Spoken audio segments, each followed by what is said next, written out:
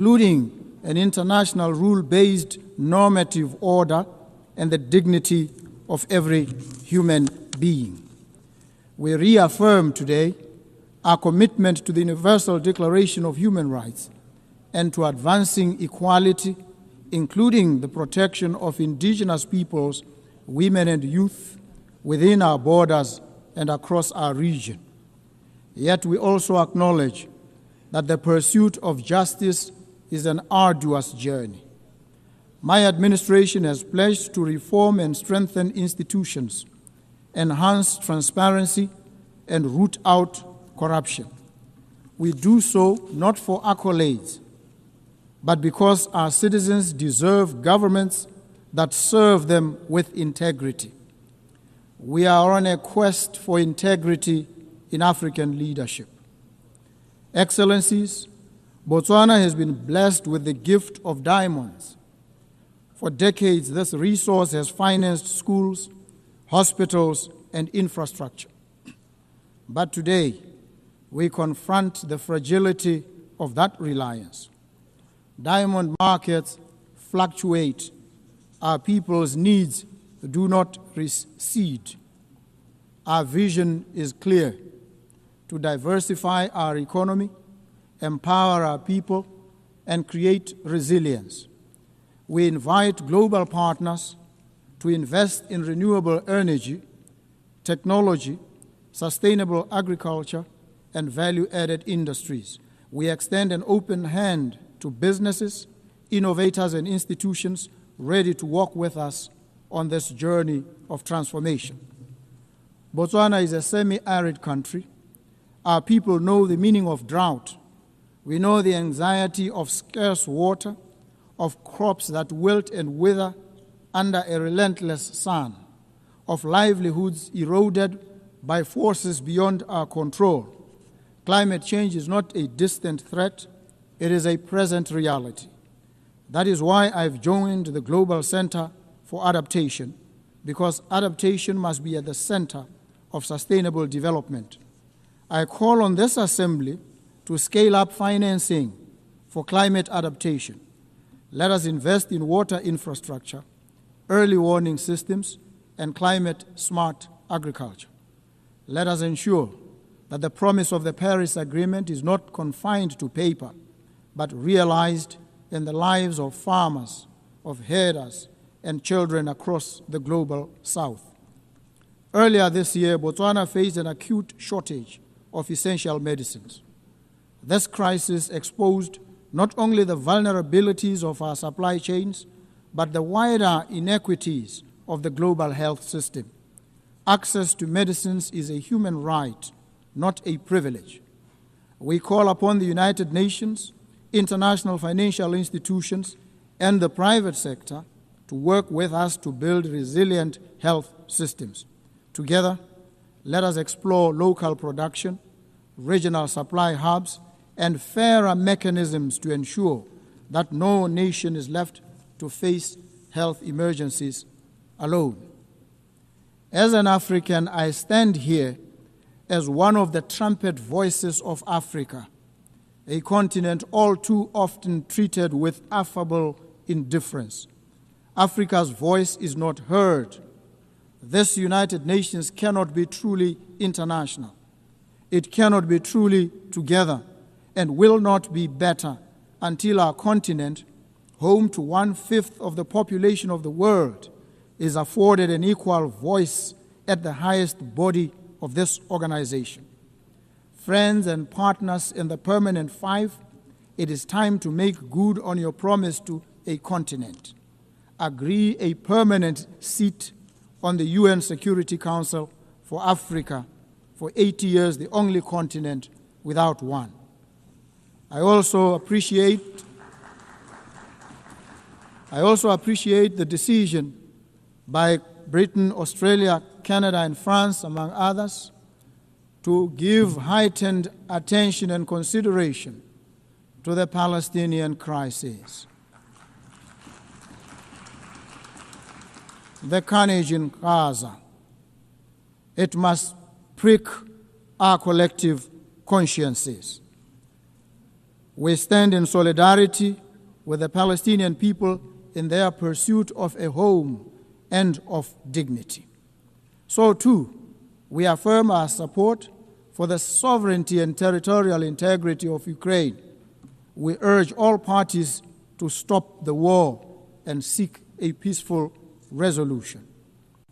Distinguished delegates, the theme of this General Assembly is better together. This is not a slogan, it is a truth.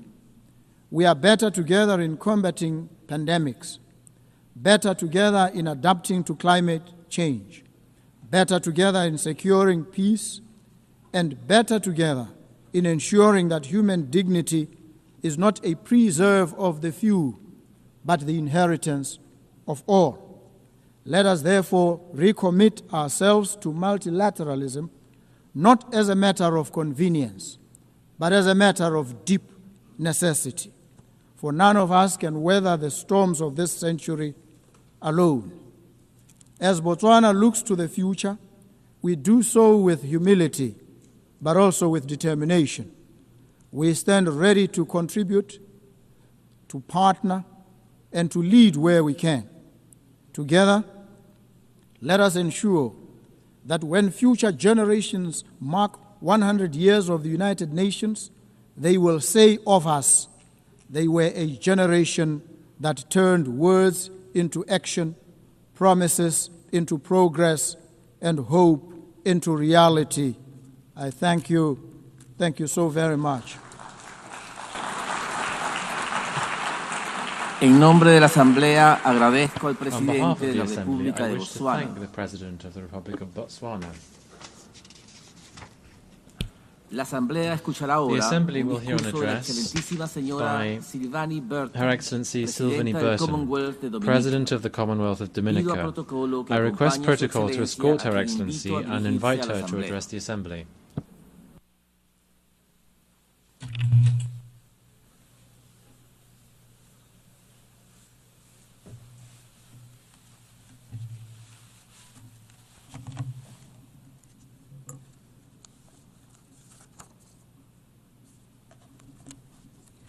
Excellencies, distinguished delegates, ladies and gentlemen, Mabrika, Mabrika, I bring you greetings in my native Kalinago language, the language of the first people of the Caribbean, whom I am proud to call my ancestors.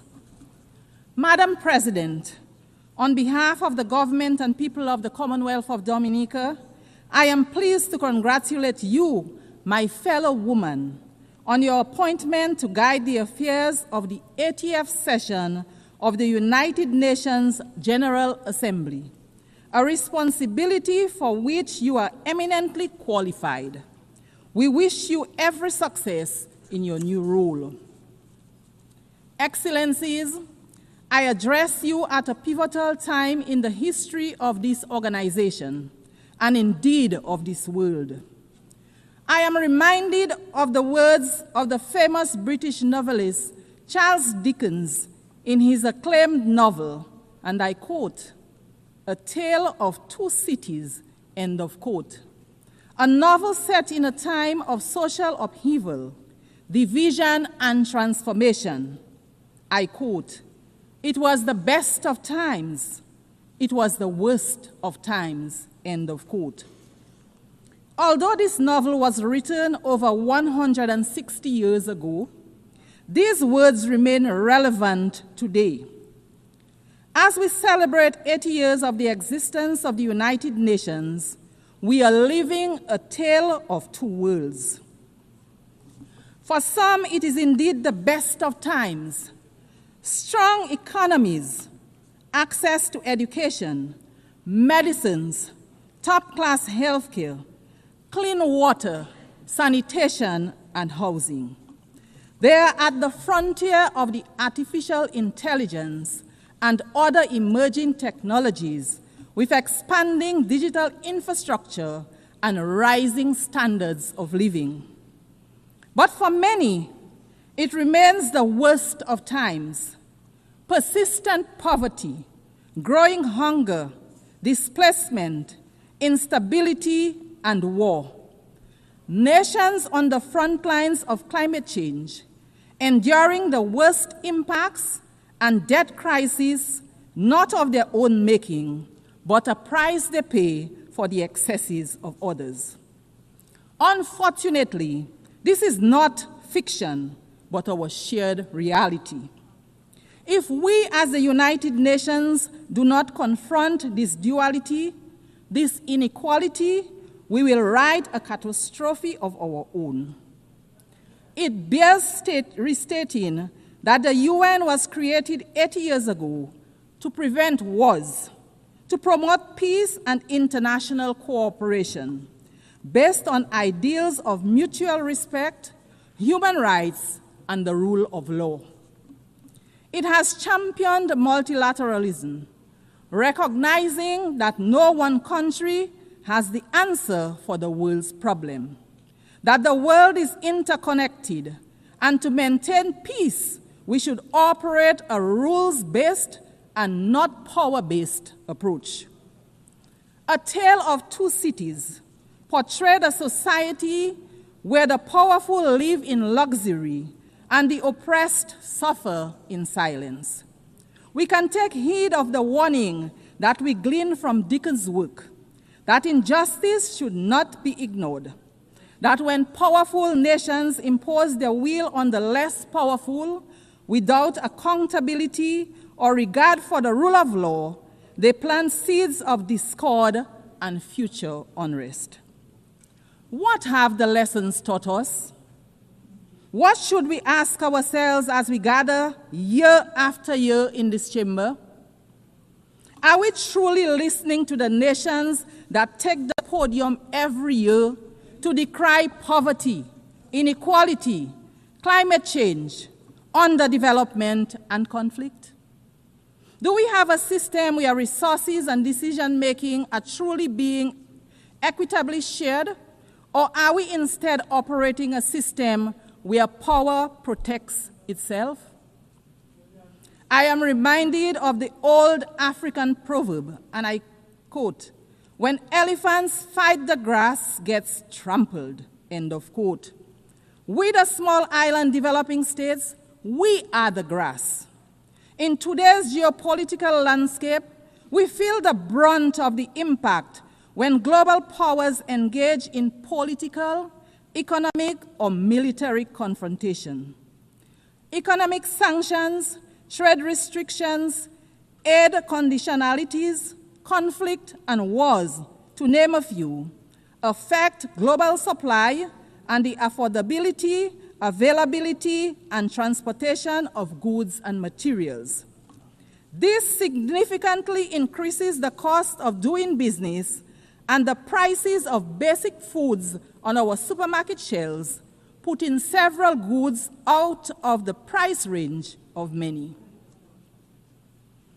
Madam President, we have come here time and time again to advocate for fairness, to advocate for understanding, to advocate for change in respect of matters that concern our very viability as small nations, on matters that affect our very lives and livelihoods. A major area for us is the devastating impact of climate change on our nations. Yet, in climate negotiations, powerful nations still drag their feet. Polluters enjoy protection, and adaptation and mitigation efforts are underfunded.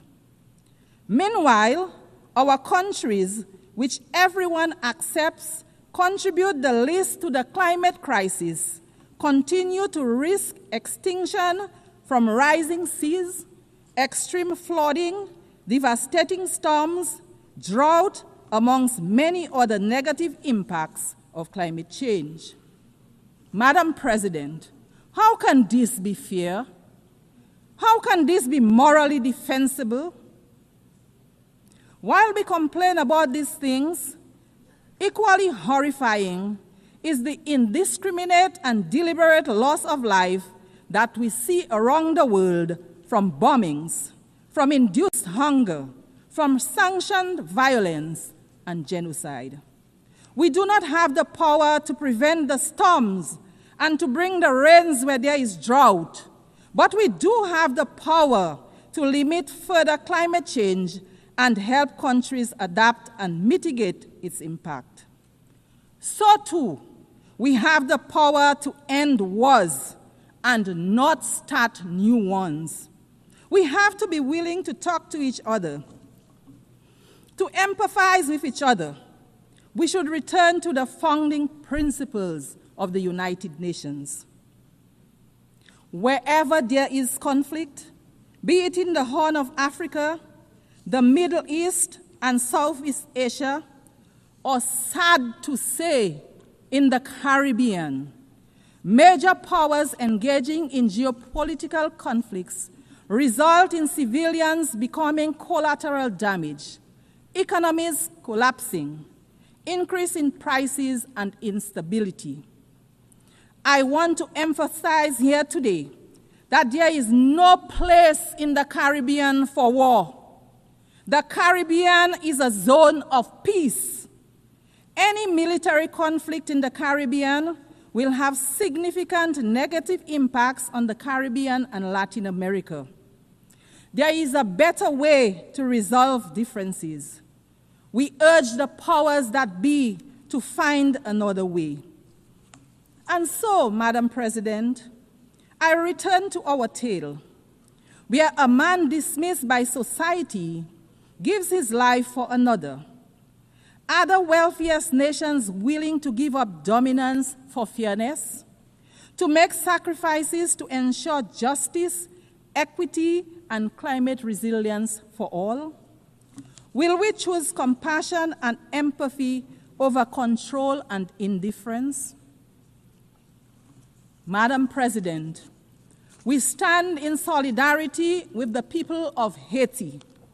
We insist, like other CARICOM member states, that the current crisis being confronted by our sister CARICOM state in no way nullifies the entitlement of its people to the recognition of their sacred sovereignty and their right to be central in the search for a fair and durable peace in their country. The government of Dominica remains convinced that our sister CARICOM state, Haiti, faces major challenges today, in part because of the glorious contribution Haiti made to the quest for justice and freedom in our region and the world. Indeed, the current complexion of this august body would have been unimaginable without the heroic struggles of the Haitians. As such, the crisis in Haiti is much more than a Caribbean crisis, and its solution requires a united response and the support of the United Nations to resolve.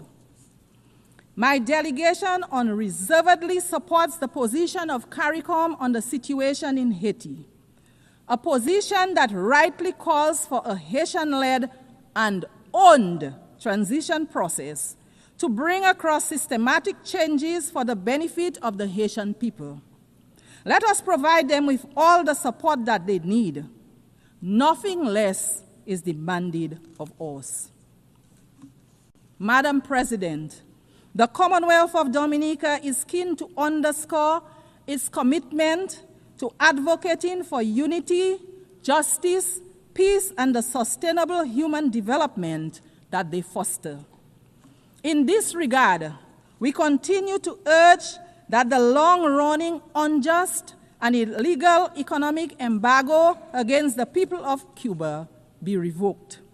Maintaining this embargo is harmful, not only to the long-suffering people of Cuba, but also to the image and profile of its sponsors. Cuba, like every other country, has a right to its self-determination.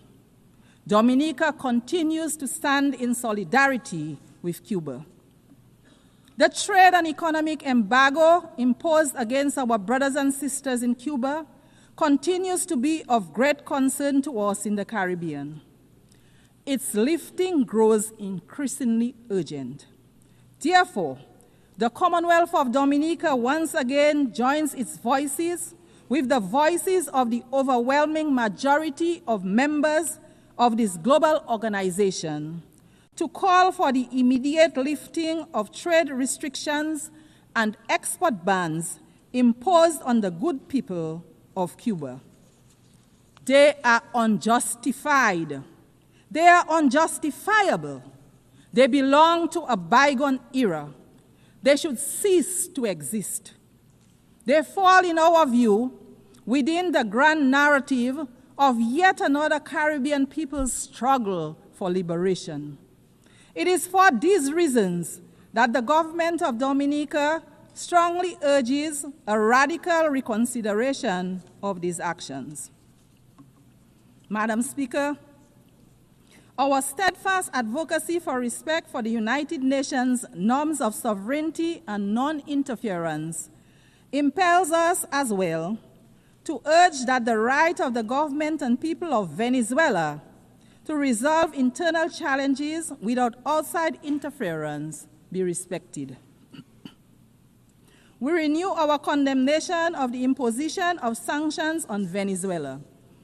The resulting hardship forced upon the people of Venezuela needs an immediate and complete end. We also call for restrained and strict adherence to the rule of law as it relates to the presence of U.S. military assets in the blue waters of the Caribbean Sea. The solution to conflict, to challenges, should never be aggression and war. We urge that all diplomatic efforts be pursued to respect the sovereignty of states, preserve the dignity of human life, and promote peace. Madam President, as we celebrate this 80th year of these United Nations under the theme, and I quote, 80 years and more for peace, development, and human rights, end of quote, let it not be just mere words. Let it instead be a call for respect and adherence to a rules-based order that applies to all nations equally, weak and strong, not just when it is convenient to the most powerful. The UN arose out of the ashes of a world torn by devastating wars. Let us not return to those dark days, but instead be guided by law, diplomacy, and shared values. Let us reform the system where small and developing nations have a real seat at the table, that we may have the opportunity to influence decisions that shape global climate policy, security, and economic well-being for all. Let it be where we build solidarity and cooperation, and where power is exercised with humility, compassion, and restraint. Madam President, let the history books say that in this chamber, in our time, we chose a better path. In the words of Charles Dickens, and I quote, "It is a far, far better thing that I do than I have ever done," end of quote. Let those words not only be the end of a novel, but also the beginning of a new era for us, the beginning of our collective resolve, where our actions are guided by the desire for true peace, by respect for others and the rule of law, for upholding the sanctity of human life, of ensuring true development and prosperity for all. Let us judge the strength of our global system, not by how loudly the elephants roar, but by how well we protect the grass beneath them.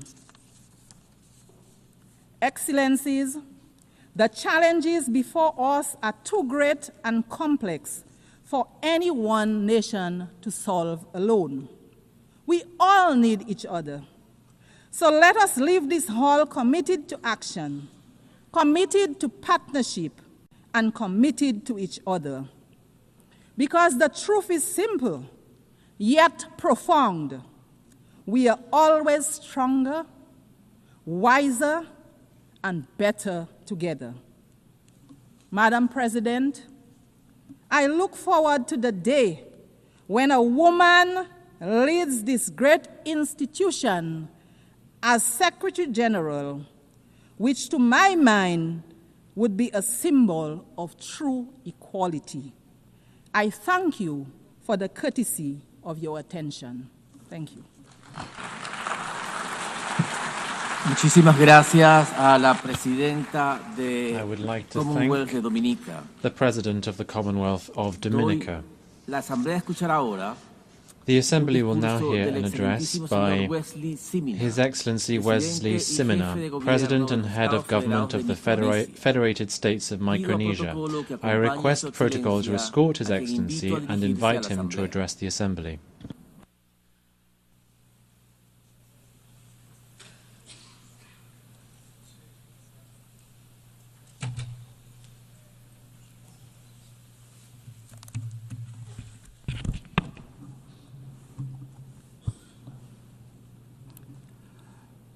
Madam President, Mr. Secretary General, Excellencies, ladies and gentlemen, on behalf of my people of the Federated States of Micronesia, I am honored to extend our heartfelt national greeting and camaraderie to you on this momentous celebration of the 80th session of the General Assembly. Congratulations, Madam President, on your election to preside over this distinguished assembly. Your leadership and insights will guide us moving forward. I also wish to commend the leadership of our outgoing president. At this time, I also want to express my gratitude to the Secretary General for his tireless and unwavering commitment in guiding our collective work. We are grateful for your dedication and efforts in keeping hope and cooperation alive across our global community. Madam President, Micronesia joins the United Nations in commemorating its 80th anniversary. This milestone calls on us to renew our collective commitment to strengthen multilateralism for the challenges ahead.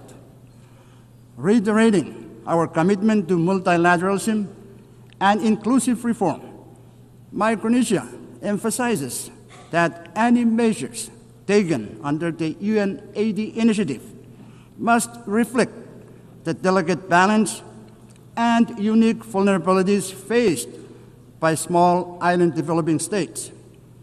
It is paramount that structural adjustments must enhance, not limit our access to critical support and representation. We urge that reforms ensure the continued resilience, tailored assistance, and participatory voice of small island developing states in the evolving UN system so that no one is left behind. Madam President, the climate crisis is not up for debate. We all know that. The only question now is whether we, as leaders, will act with the urgency it demands. The landmark ICJ's advisory opinion reminds us that climate action is not only a moral imperative, but also a legal one.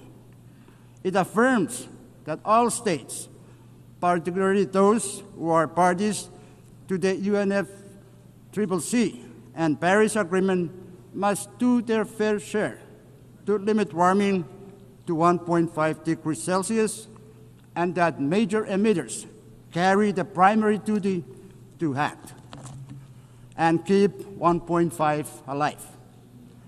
It also underscores the obligations of developed countries to support the adaptation efforts of countries like mine, who live with the impacts of climate change every day. It confirms that not meeting these obligations can lead to legal consequences under international law. This points to the simple truth that the core of this climate crisis lies the pursuit of justice justice for the most vulnerable, justice for future generations, and justice for our shared planet. I call on the General Assembly to adopt a resolution endorsing the ICJ's opinion so that together we send an unmistakable signal that upholding climate obligations under international law is the shared duty of all nations. Pacific Island leaders have spoken with one voice in our recent Pacific Islands Forum communique. Methane mitigation must be a global priority, and methane mitigation across all sectors must be a core objective of every country. Cutting methane now could prevent 0.3 degrees Celsius of warming by the 2040s, slowing ocean heating and buying us time for long-term decarbonization. This is the only scalable near-term solution that can protect vulnerable nations and peoples today, while we build the future of clean energy tomorrow. The COP30 will be the first opportunity since the ICJ's advisory opinion for us to take ambitious and aggressive actions to put the world back on track for 1.5 degrees. There is no time to waste. After 3 decades of COPs, and now with the clearest pronouncement by the ICJ, let us get to work. Madam President, Micronesia remains committed to achieving an ambitious global agreement to end plastic pollution, including the marine environment. Micronesia actively participated in the Intergovernmental Negotiating Committee on Plastic Pollution. We are proud to have stood with over 100 countries, making clear that the pollution emitted from the full life cycles of plastics requires a full life cycle approach to address all pollutions from plastics, from the production and design stages all the way through the waste management and remediation. This pollution, including climate warming greenhouse gases and thousands of other toxic chemicals, severely impacts our health, our environment, and our economies. Despite the failure of the INC to produce a plastics treaty in Geneva, we are not giving up. The plastic pollution crisis is far too dire to ignore. Madam President, the year 2025 is an important year for the ocean. In June this year, the UN Ocean Conference adopted the Nice Ocean Action Agenda, a forward-looking document to guide us all. Also, as of today, there are 145 countries that have signed the PB&J agreement and 70 that have ratified. With this development, we are pleased that PB&J agreement will enter into force in 4 months. Micronesia is also participating in the related and critical work of the International Seabed Authority. Micronesia is following a precautionary approach to deep-sea mining. We emphasize the necessity of consolidating comprehensive knowledge, data, and scientific understanding of the marine environment and the impacts of deep-sea mining before any exploitation takes place. Additionally, it is crucial that all stakeholders, including adjacent coastal states, indigenous peoples, and local communities in the Pacific, are consulted and their perspectives considered before any exploitation occurs. In Micronesia, we have taken steps in preparation for exploration and possible exploitation in a responsible manner. We urge the ISA to finalize without further delay all relevant regulations, standards, and guidelines for its mining code prior to any exploitation, as failure to do so risks countries turning to alternative measures. Madam President, small island developing states face unique and heightened vulnerabilities to climate change shaped by geography and scale. Disaster risk reduction and resilience strategies must reflect these realities. That is why the multidimensional vulnerability index is so vital to us. It recognizes our economic, environmental, and social fragilities, and it ensures that support reflects genuine need, not just income levels. The MVI provides a fairer framework for allocating resources. Development partners must base their decisions or aid decisions on it, pairing it with traditional measures to better target climate and disaster support. Going forward, implementation demands three things: adoption by international bodies, continuous technical refinement, and strong commitment from partners to align financial and policy support with the vulnerabilities the MVI reveals. Only then can this tool deliver the resilience our small islands urgently need. Madam President, Micronesia continues to confront a high prevalence of non-communicable diseases, the persistence of emerging and re-emerging infectious diseases, and rising mental health concern. In response, we are reorienting our health systems around primary health care as the foundation for universal health coverage. We are investing in the rehabilitation of primary health care clinics, the development of our health workforce, and the use of telehealth to extend essential services to our most vulnerable and hard-to-reach populations. However, to realize the goal of universal health coverage, additional financial and technical support from the international community is indispensable. Madam President, gender equality and social inclusion are equally central to our development agenda.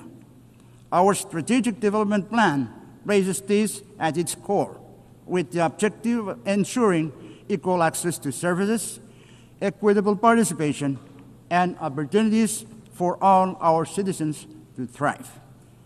Madam President, peace and unity are the foundation of our nation. Our FSM Constitution, or Micronesian Constitution, reminds us that we must, and I quote, live together in peace and harmony, to preserve the heritage of the past and to protect the promise of the future, end quote. Today, as conflicts continue to unfold across the world, we hold hope that they may be resolved through leadership rooted in peace. In our region, while we uphold peace and unity as guiding values, we find ourselves navigating the geopolitical and geostrategic competition among major powers. As leaders of the Pacific Islands Forum, we recently adopted the Ocean of Peace Declaration at the 54th annual meeting in Honiara. In doing so, we affirmed that no single member state can face the growing threats to peace and security alone. We must act together as one Pacific family. Madam President, Micronesia co-sponsored the first ever UN resolution on AI alongside 120 member states. While AI holds great promise for economic development, it also carries the risk that must be carefully managed.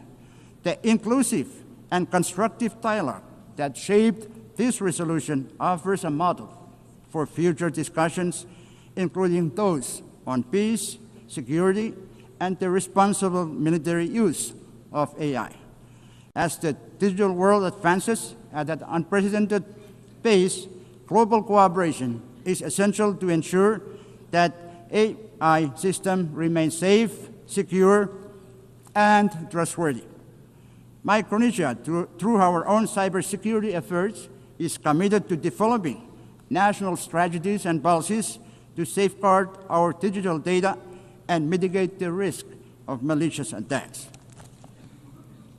Madam President, food and water security remain pressing challenges for Micronesia, as fragile freshwater sources and climate extremes undermine agriculture, marine ecosystems, reduce yields of traditional crops, and increase reliance on costly, less nutritious imports.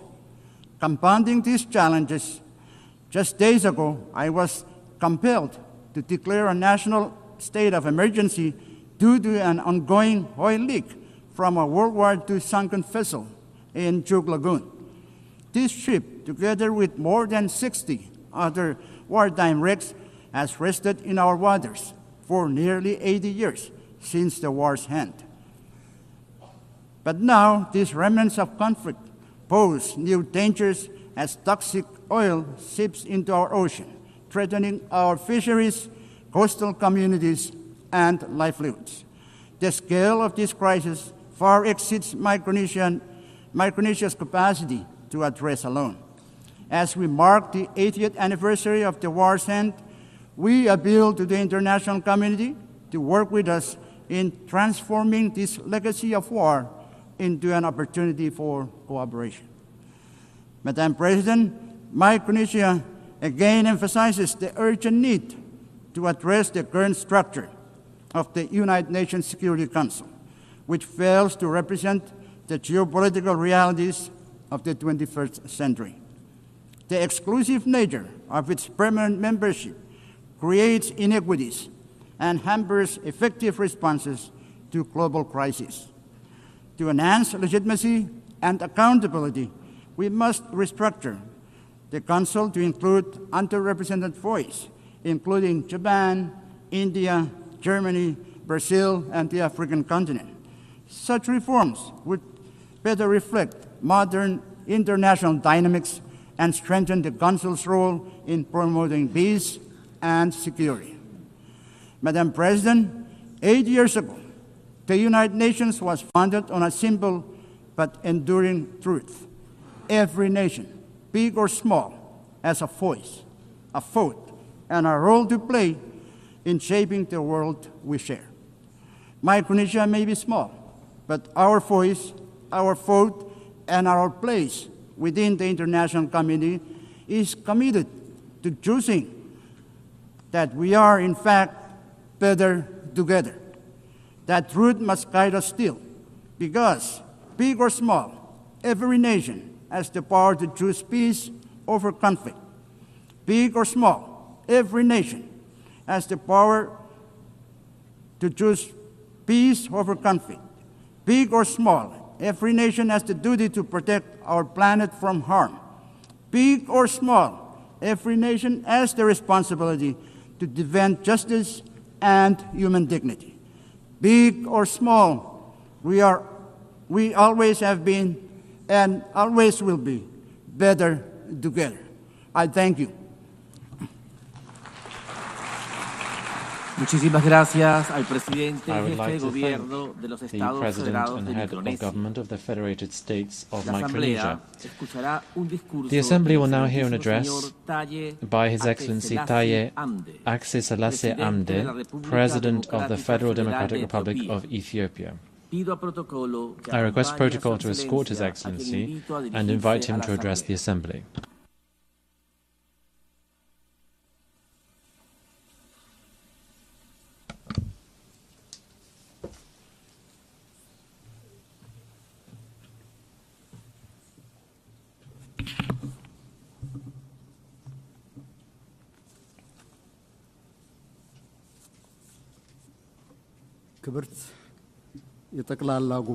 Your Excellency, Madam President,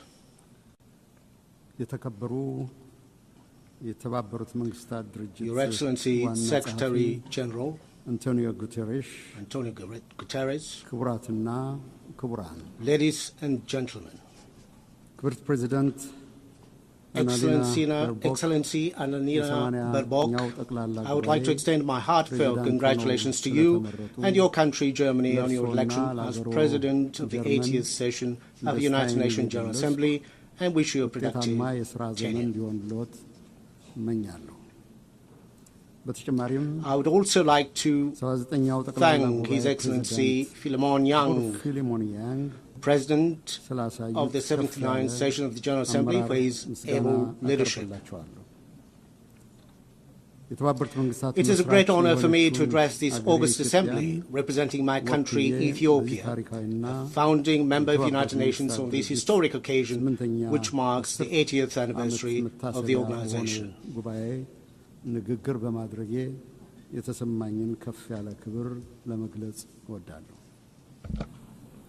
Madam President, looking back on the 80 years of its existence, the United Nations has considerable achievement to celebrate. Our sacrifice for decolonization has left a lasting legacy on the global body, making it truly universal with the admission of newly independent states. Armed conflicts are prevented, humanitarian catastrophes are averted, and deadly pandemics successfully contained. Global cooperation under the framework of the Millennium and Sustainable Development Goals has resulted in a reduction of extreme poverty and paved the way for climate action. These achievements, however, cannot conceal the outstanding need for reform and revitalization. The most glaring one is the inequitable representation of states in the global security, political, and financial architecture. The United Nations must also overcome the systemic problems it suffers from a lack of impartiality, selectivity, and double standards. The emerging controversy over the fundamentals of the international system and the principles of the United Nations Charter is risking the very foundation of international cooperation. These trends should not be normalized or serve as a baseline in the determination of our standard and targets. We are also deeply concerned by isolationist policies, unprecedented military buildup, arms race, and the disturbing trend of retraction from development and climate commitments.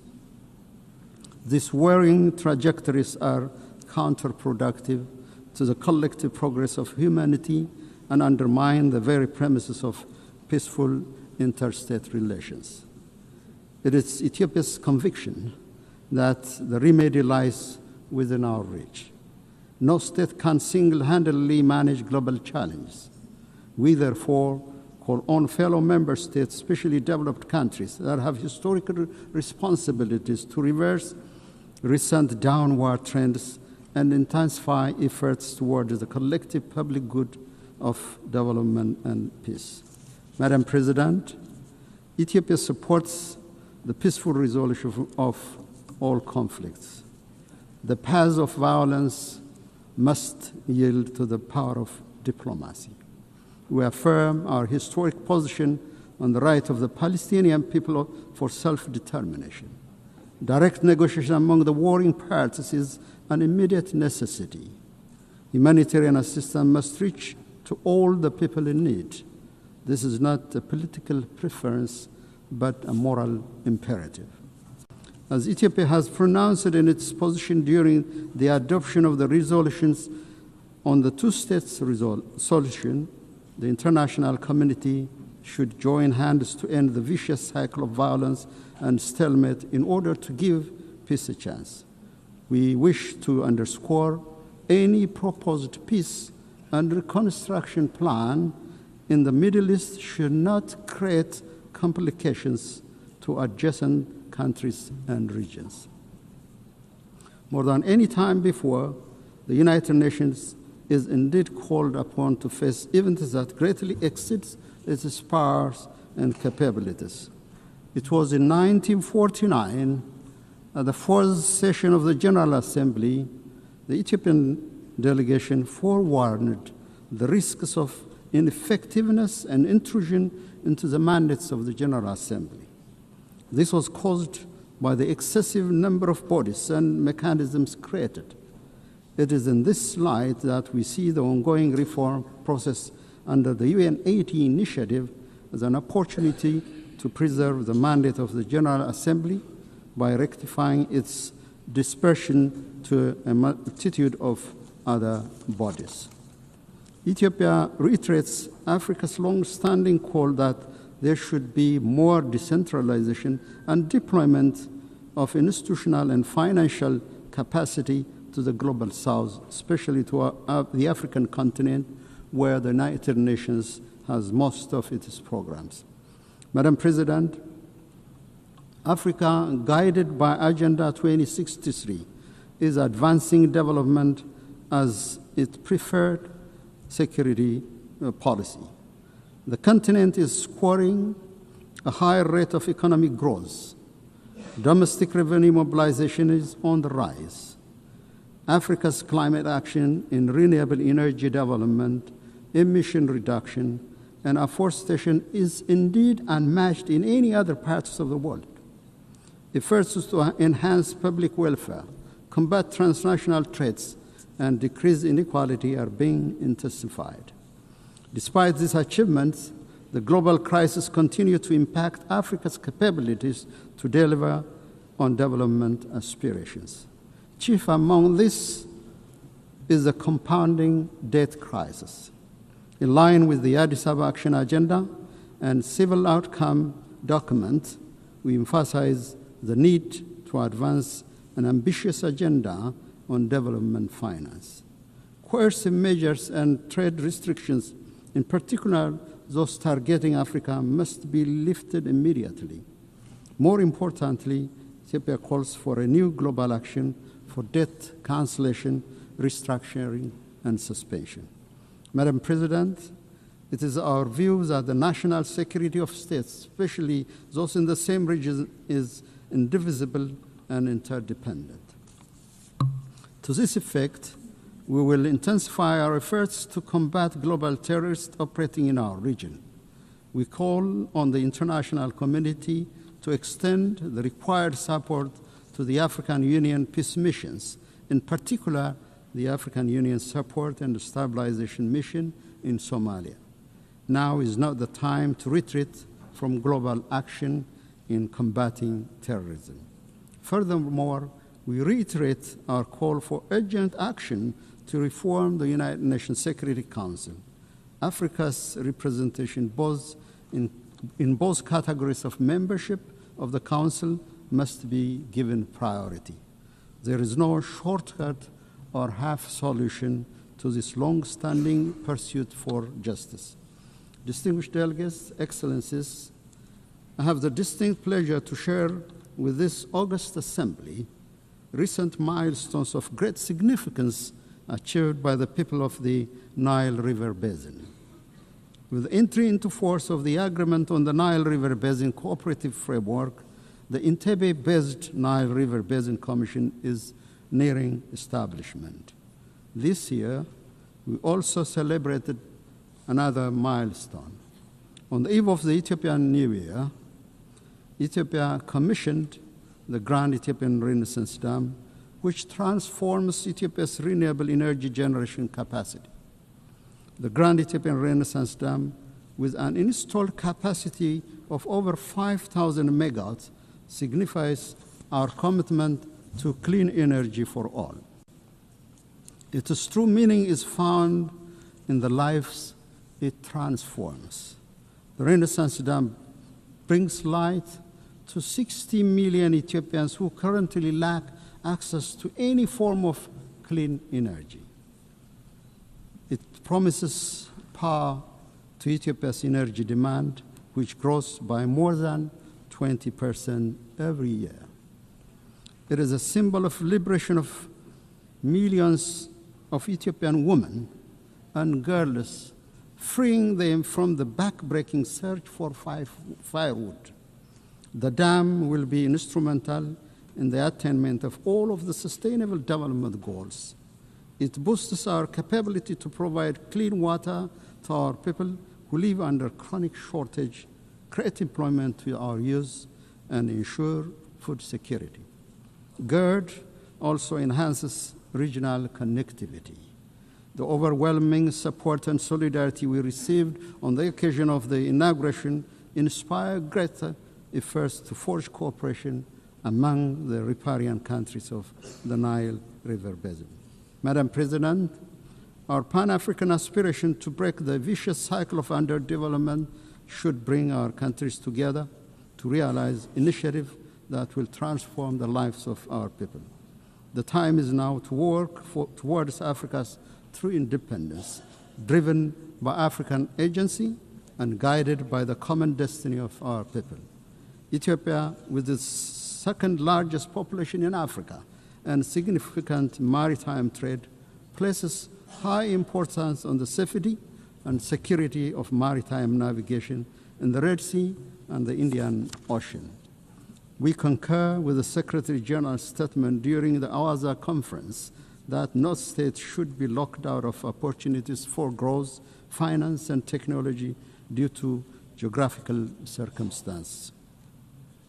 The international law maxim that defines the high seas as a common heritage of mankind and guarantees equal right of access and use to all states must be brought to reality. In collaboration with other states, Ethiopia will work towards a comprehensive approach to ensure equal development and security for all states along the Red Sea and the Indian Ocean. Ethiopia will also keep on advancing this legitimate policy objective through diplomacy and peaceful engagement. Madam President, in conclusion, I'm convinced the spirit, genius, and competence of humanity towards unity, justice, and collective well-being will triumph over the current atmosphere of rivalry and hopelessness. For its part, Ethiopia is firmly committed to upholding multilateralism centered on the Charter of the United Nations and to contributing to the maintenance of collective security and sustainable development. I thank you, Madam President.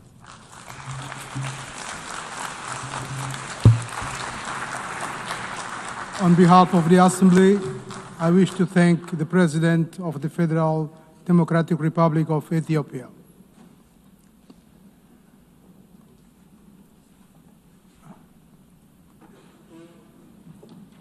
We shall now continue the general debate. The Assembly will now hear an address by His Excellency Antonio Costa, President of the European Council of the European Union. I request protocol to escort His Excellency and invite him to address the Assembly.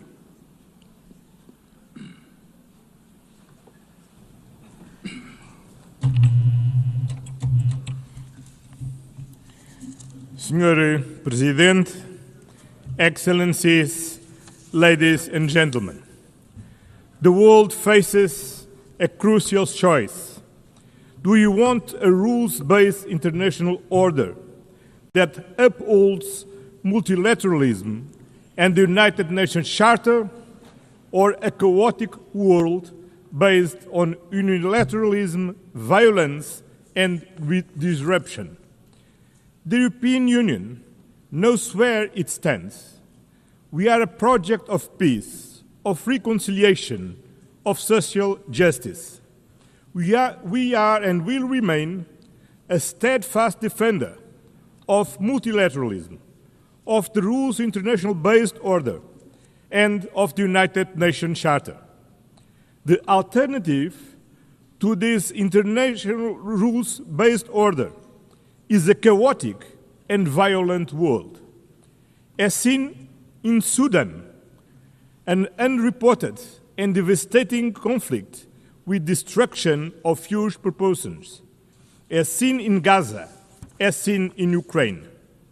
In Gaza, where we witness an unimaginable suffering, children starving, families shattered, a humanitarian catastrophe that shocks the world's conscience.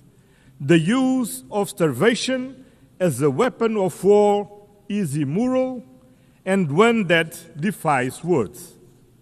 The European Union condemns terrorism in all its forms. The horrific attacks by Hamas cannot be forgotten. And we stand with Israel's right to security. Every country, every people have the right to live in security. The hostage must be released immediately. The Palestinian people have also the same right to security and to live in a viable state.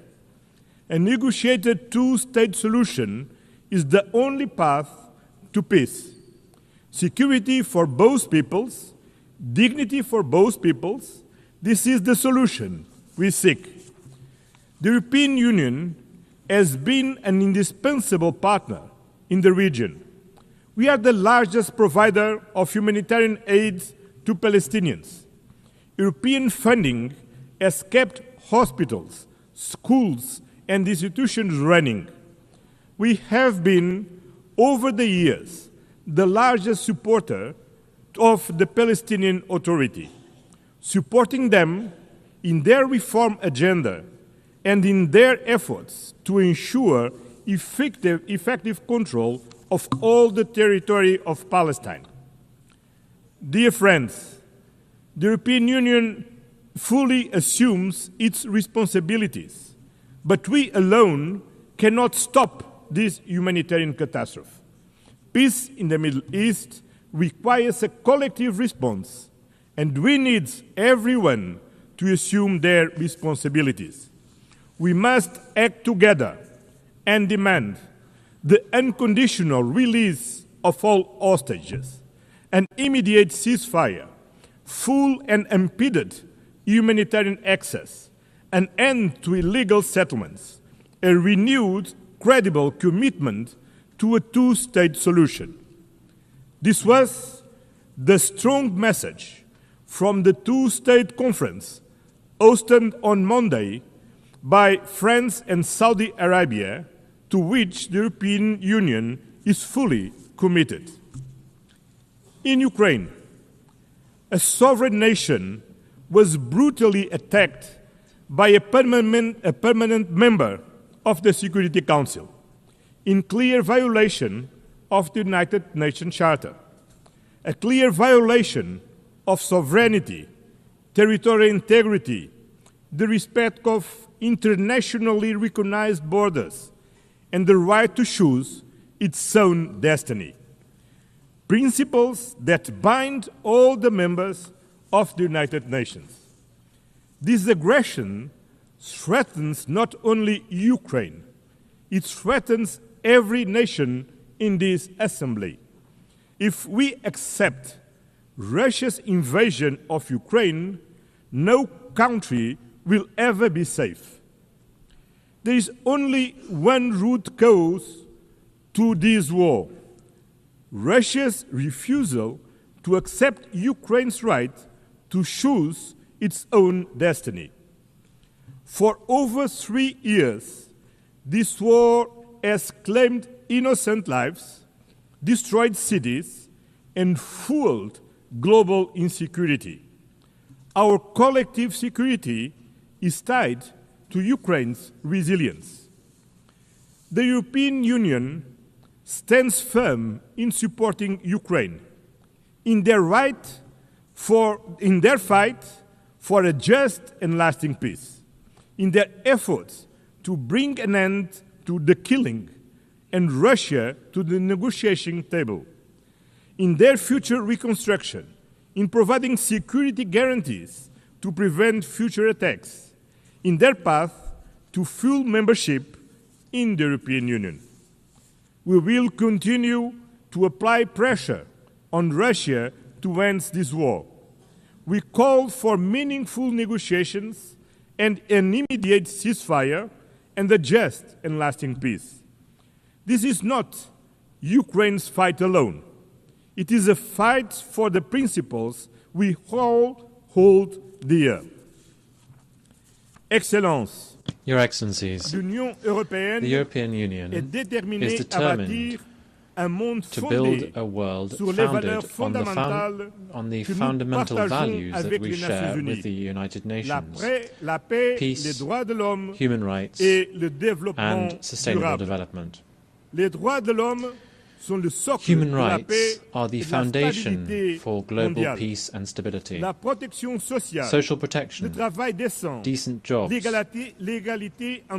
gender equality, and the fight against poverty are not optional.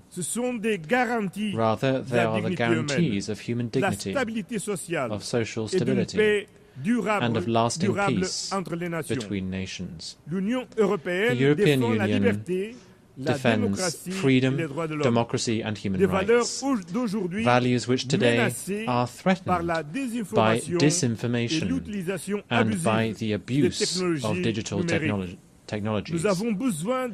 We need to have global standards for transparency and accountability mechanisms.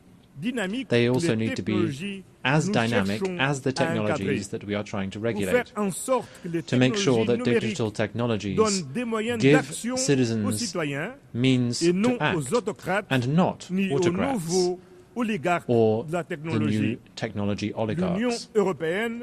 The European Union is in favor of a human-centered approach to artificial intelligence. We are at the forefront of the first global regulatory framework in the world for responsible AI. And we are calling for an equivalent level of ambition in the international domain.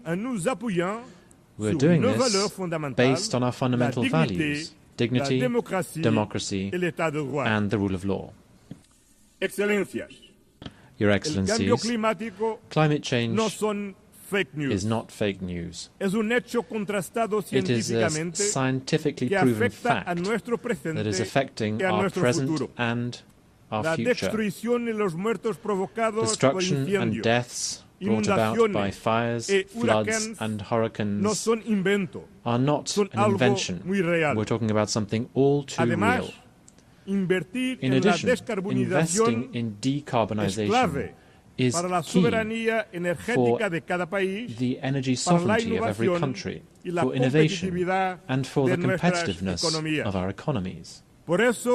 That is why the European Union fully shoulders and fulfills its commitments undertaken in the context of the Paris Agreement by reducing its emissions by 55% by 2030 and by achieving climate neutrality by 2050. We will continue actively promoting the protection of our oceans, which are lungs and the lifeguard for our planet. We welcome the ratification of the UN Treaty on the High Seas to safeguard biodiversity beyond national jurisdiction.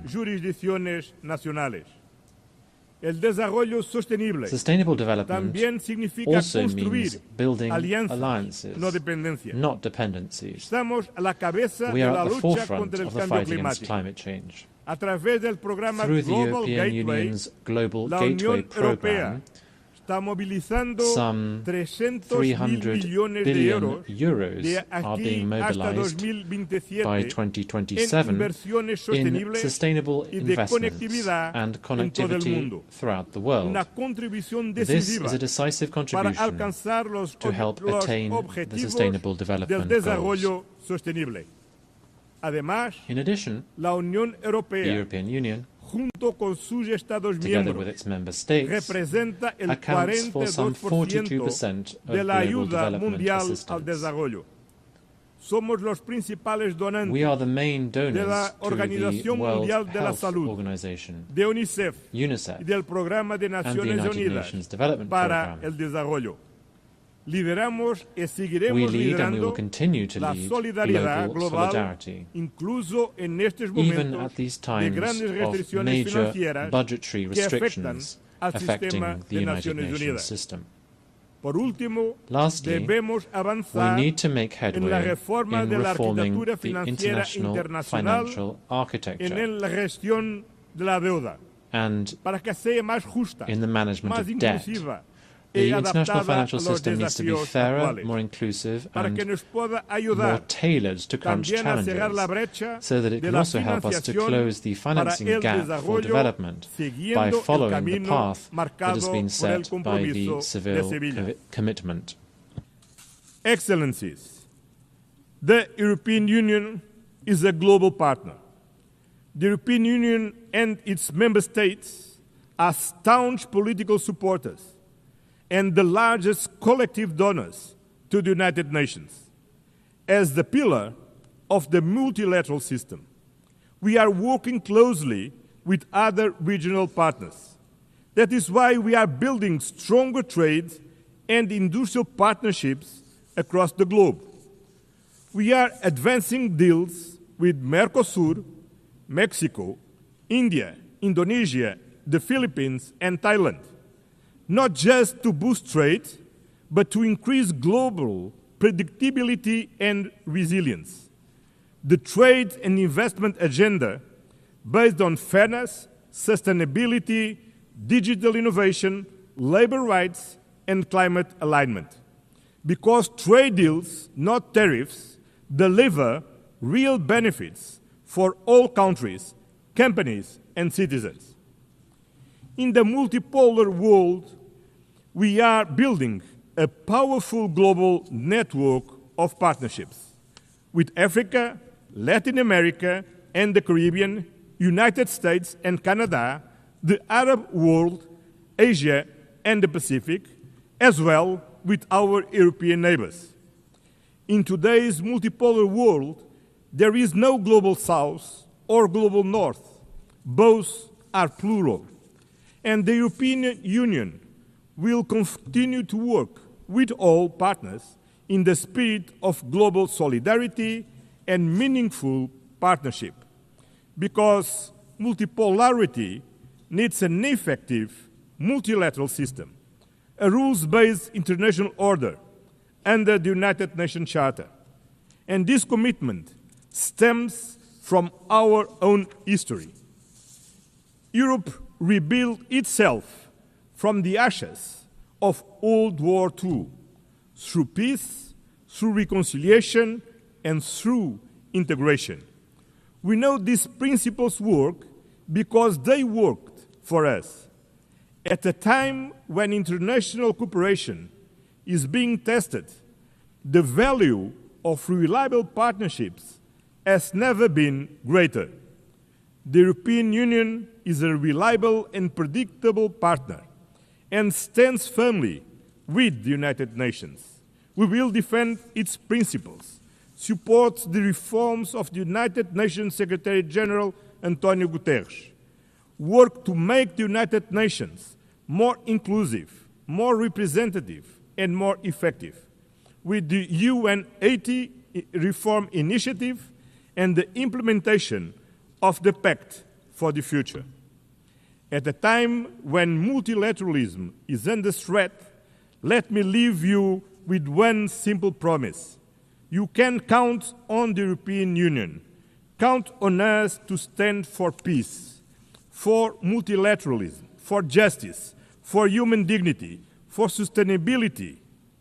The time has come to choose clearly: peace over war, law over force, accountability over impunity, solidarity over division, sustainability over crisis, justice over inequality. The European Union has no doubts about where we stand, and you cannot have any doubt about where we are. Thank you very much.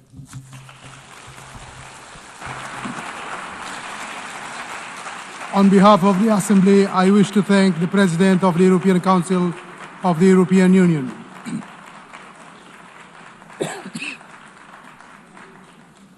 The Assembly will now hear an address by His Excellency Philip Isidore Mpongo, Vice President of the United Republic of Tanzania.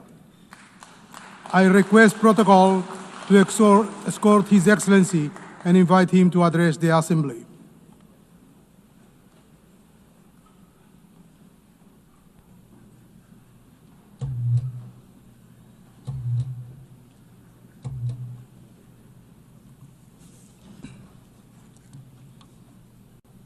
Madam President, Excellencies, distinguished delegates, this year we gather at a historic moment when we are commemorating 80 years since the founding of the UN, but in a somber mood. The theme of this general debate, that is better together, 80 years and more for peace, development, and human rights, reminds us that determined cooperation remains our best vehicle for addressing urgent global challenges of this century and beyond. Yet, we are faced with chaos in the form of unilateralism with arrogance, barbaric wars, persistent poverty, injustice, pandemics, as well as an impending climate catastrophe. As we mark 80 years of the UN, we are called to rekindle the vision of its founders, anchored on two pillars. First, nations can overcome difficulties and accomplish more when they work together in solidarity. Second, peace is humanity's truest desire, which we must seek and pursue relentlessly on the basis of international law. By contrast, war is undesirable. It is a senseless path to resolving conflicts on which everybody loses, and its bitter fruits include unspeakable loss of innocent lives, too many orphans, widows, and refugees, as well as wanton destruction. Yet the United Nations Charter has guided us through many challenges over the past 80 years, reminding us to uphold peace, justice, cooperation, and dialogue to resolve conflicts.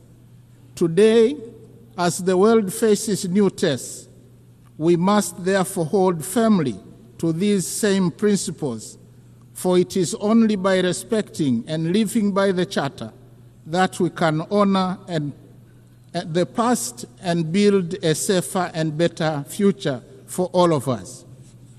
Excellencies, the past 8 decades also remind us that change is the only constant in our world.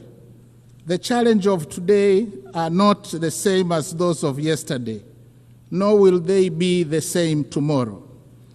Thus, for the UN to remain relevant and is true to its noble mission, it must embrace change. Tanzania welcomes the UN 80 reform initiative unveiled in March this year, which seeks to enhance efficiency across the UN system and strengthening effectiveness. My country stresses the importance of upholding the principles of transparency, equity, and objectivity in the process, so as to renew trust and foster inclusive global governance. We thank the Secretary General for engaging member states in this endeavor. Nevertheless, Tanzania reiterates Africa's position on redressing the continent's underrepresentation in the Security Council and calls for admission of at least 2 permanent seats for Africa with veto power, as articulated by the Zuluini Consensus. Tanzania also joined other countries of the Global South in demanding urgent and comprehensive reform of the global financial system. While we support the outcomes of the 4th International Conference on Financing for Development held in Seville, Spain this year, we renew the call for scaling up long-term concessional financing, revising sovereign credit rating frameworks, and rethinking debt sustainability assessments in order to unlock capital for investment in infrastructure, education, health, and climate adaptation. We reiterate our demand for increased voice and representation of Africa in the governance structures of the IMF and the World Bank. These noble demands have gone unheeded for a very long time and must be addressed now. Excellencies, SDGs remain our common plan for a better world. Yet, with only 5 years left before 2030, it has been established that over 80% of the targets are off track, with progress on more than half of the goals being weak and insufficient. The big elephant in the room, suffocating progress, is an estimated financing gap of $4 trillion per annum, Nevertheless, Tanzania remains committed and has made strides in implementing the 2030 agenda, with overall performance estimated at 60%. Examples include SDG 3, where maternal mortality declined from 750 deaths per 1,000 live births in 2000 to 104 in 2022.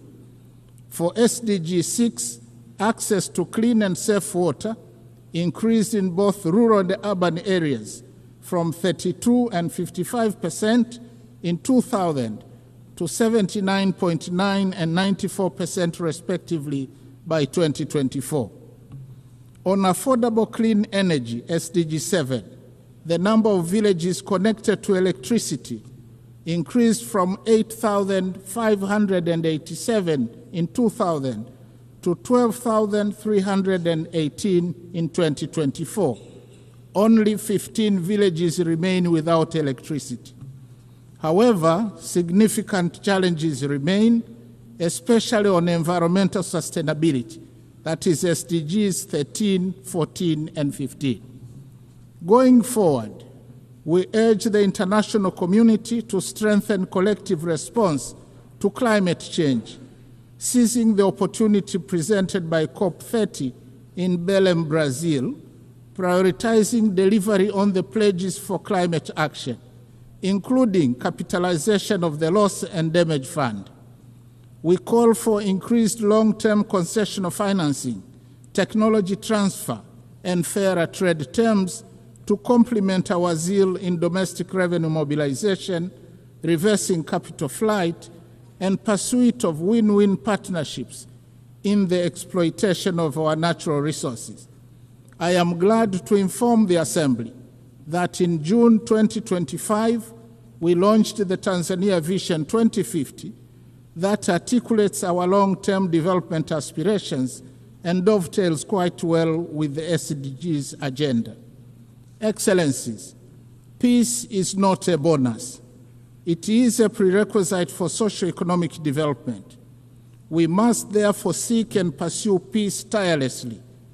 We commend the efforts of the UN Secretary General, world leaders, and organizations that are active in conflict mediation and resolution in countries and regions such as Eastern DRC, Sudan, Russia, Ukraine, and the Middle East. As we commemorate the Beijing Plus 30 and celebrate the progress made in promoting gender equality and the empowerment of women, we call for full involvement of women in the quest for peace. In this regard, I must say Her Excellency Dr. Samia Suluhu Hassan, the first woman president of Tanzania, has shown the way in articulating policies and actions that strengthen the role of women across all sectors of our society. Regionally and internationally, she has been a champion of peace, justice, security, and clean cooking.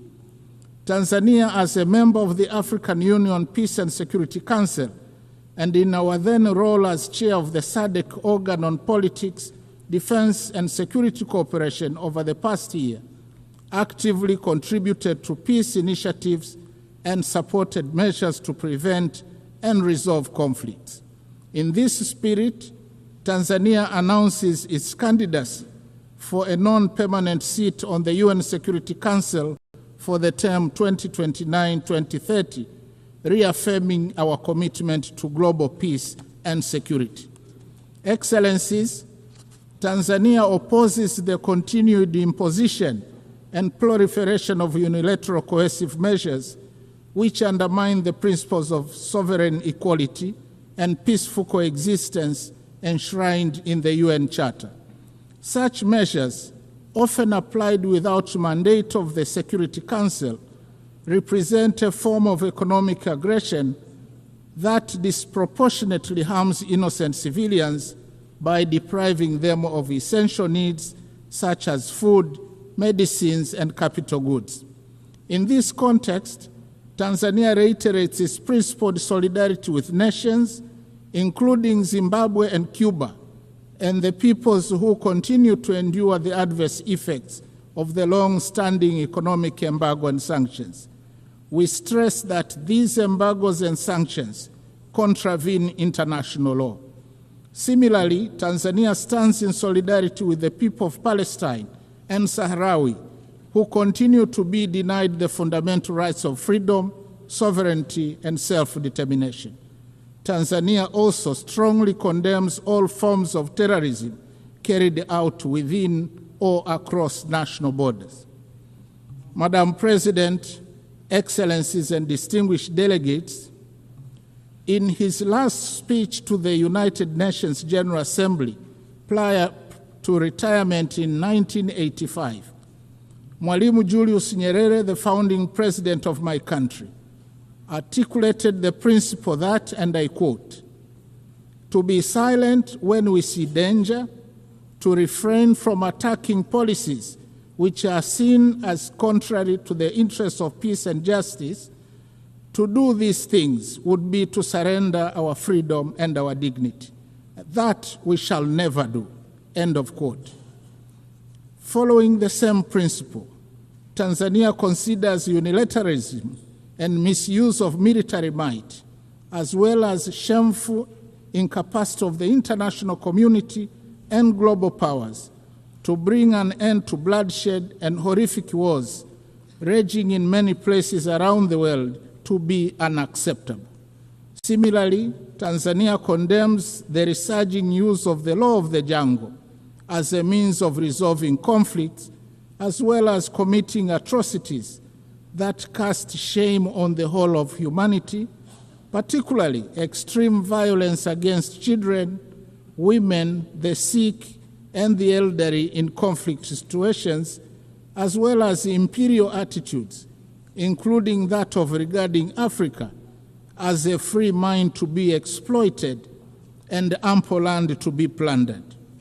The hypocrisy and scandal of international companies, some of which are state-sponsored, to continue to prosper from the exploitation of Africa's natural wealth while causing or supporting conflicts, should be brought to an end now. Instead, Africa needs win-win partnerships in the exploitation of our natural wealth. Tanzania also reminds the international community that increased military spending on research and manufacture of weapons for money is tragic and morally wrong. It obstructs the quest for peace in the world and takes away an enormous amount of resources that could have been used to propel sustainable development and prosperity for all humanity. I thank you.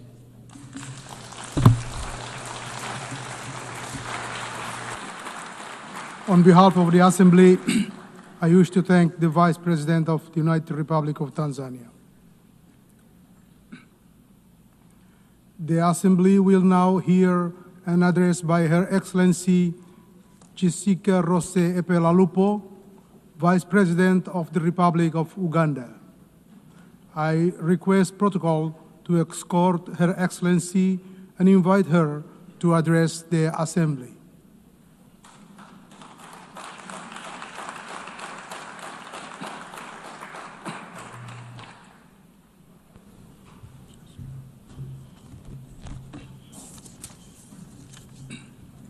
The President of the UN General Assembly, Excellencies, Heads of State and Government, distinguished delegates, ladies and gentlemen, I bring you warm greetings from His Excellency, General Yoweri Kaguta Museveni, who could not be present personally on this and on whose behalf I am privileged to address this 80th session of the UN General Assembly.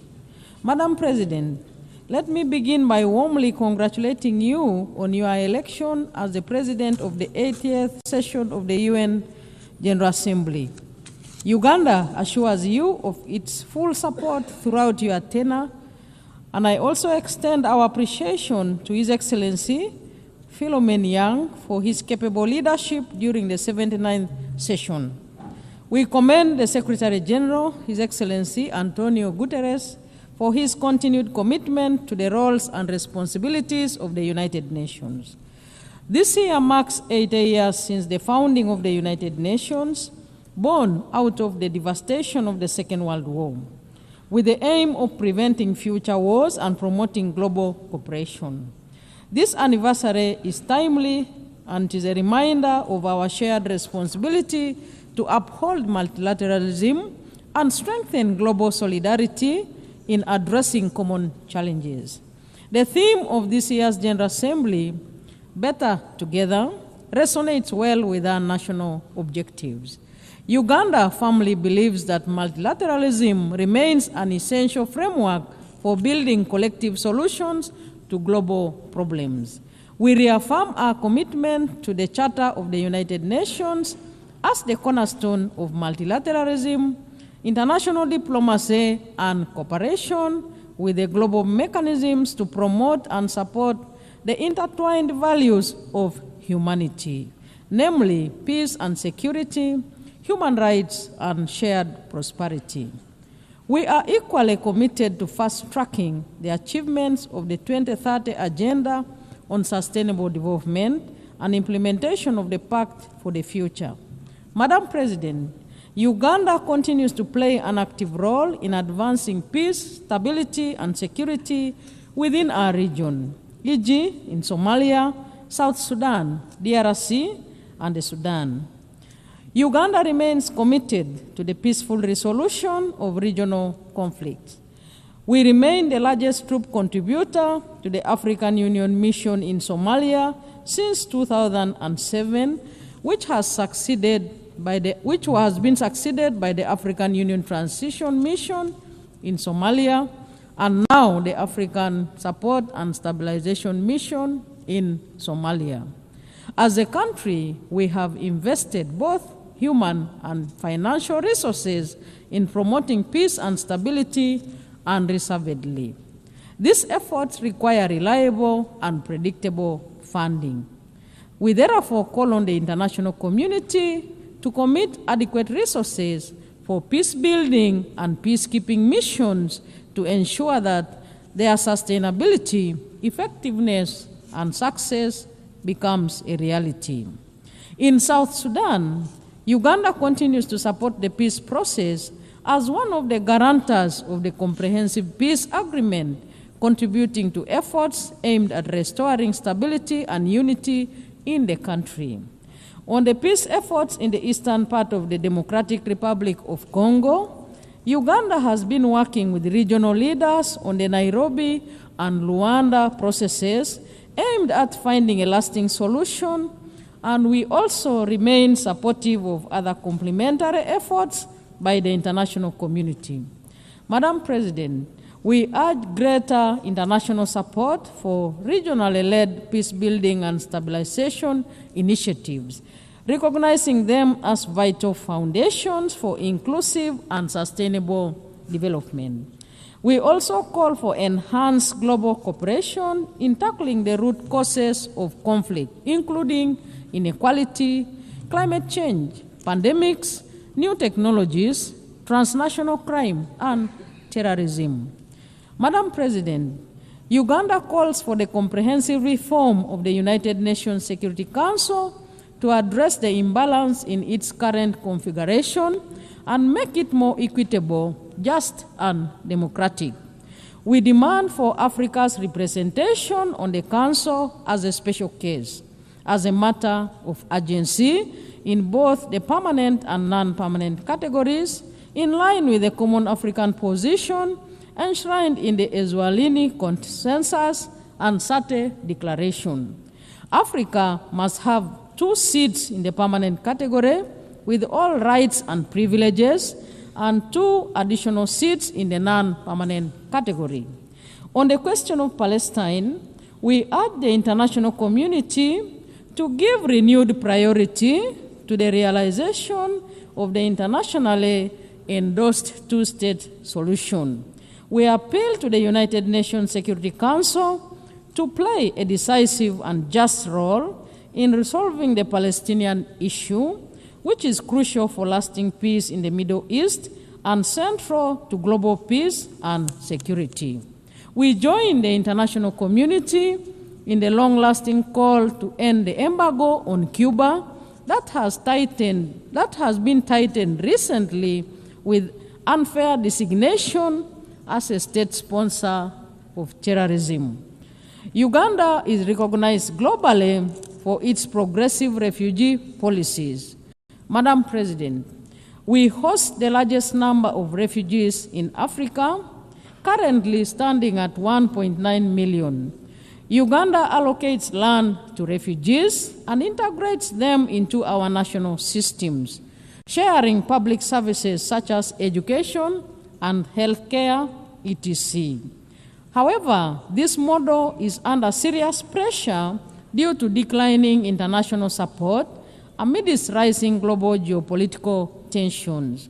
The drop in partner funding has strained our already limited resources, affecting both host communities and our ability to meet national development targets, including SDGs.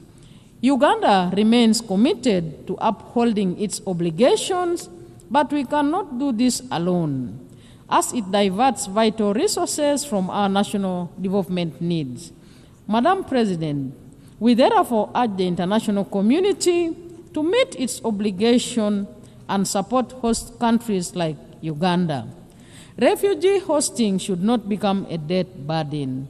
Uganda should not be expected to borrow money to care for displaced population fleeing conflict. Madam President, with just 5 years remaining to achieve the 2030 Agenda for Sustainable Development, progress in many developing countries remains far off track. Bridging the estimated $4 trillion annual financing gap is crucial. The failure to mobilize adequate resources highlights the shortcomings of current international financial cooperation. We call on international community to fully implement existing commitments, including the Sevilla Commitment, the 2015 Addis Ababa Action Agenda, the 208 Doha Declaration, and the 202 Monetary Consensus. These agreements provide a framework for enabling developing countries to expand their physical and policy space and drive balanced and inclusive development. Accelerating the SDGs requires renewed commitment to multilateralism, global solidarity, and the strengthening of international cooperation mechanisms to ensure that no one is left behind. Madam President, Uganda's commitment to the promotion and protection of human rights remains central to our national development agenda. Our Constitution guarantees civil and political rights, freedoms of association, assembly, and expression, and the right of every citizen to participate in democratic governance. Since the introduction of multi-party democracy, Ugandans have enjoyed regular, free, and fair elections at all levels in Uganda. Madam President, Uganda was the first country in the sub-Saharan Africa to introduce universal free primary education in 1987 and universal free secondary education in 2007, an endeavor which has enabled our children to attain basic education and has improved the literacy and numeracy levels in our country, and all the associated benefits and multiplier effects. Health remains at the core of our development strategy. Uganda is scaling up investments in primary health care and deploying digital health solutions to improve service delivery and accountability. Our HIV/AIDS response remains a global model of political will and community engagement. Under the Presidential Fast Track Initiative, Uganda has reduced HIV prevalence to 5.5%, achieved 96% treatment coverage among those diagnosed, and over 90% viral suppression. Madam President, as the current chair of NAM, Uganda is committed to advancing the principle of unity, peace, and solidarity among its members. We support stronger collaboration between NAM and the UN in promoting the interests of developing countries. In this context, We call for accelerated progress on the adoption of the long overdue Covenant on the Rights to Development. Uganda looks forward to welcoming honorable ministers of NAM member states and observers at the 19th Midterm Ministerial Conference scheduled to take place in Kampala between 15th and 16th October 2025. Madam President, as I conclude, the United Nations has stood as a pillar of development, a pillar of peace and human dignity for the last 8 decades. It remains indispensable. It would be impossible to imagine the world today without the United Nations. Uganda acknowledges the UN's many achievements, its legitimacy, convening power, and normative influence. Madam President, more must be done to adopt and adapt and strengthen multilateralism. We must redouble our efforts to uphold international cooperation and ensure that the United Nations system is reflective of the current realities and capable of addressing the intertwined global challenges of peace and security, human rights, and sustainable development. Let us commit to leaving no one behind. Better together. I thank you. On behalf of the Assembly, I wish to thank the Vice President of the Republic of Uganda.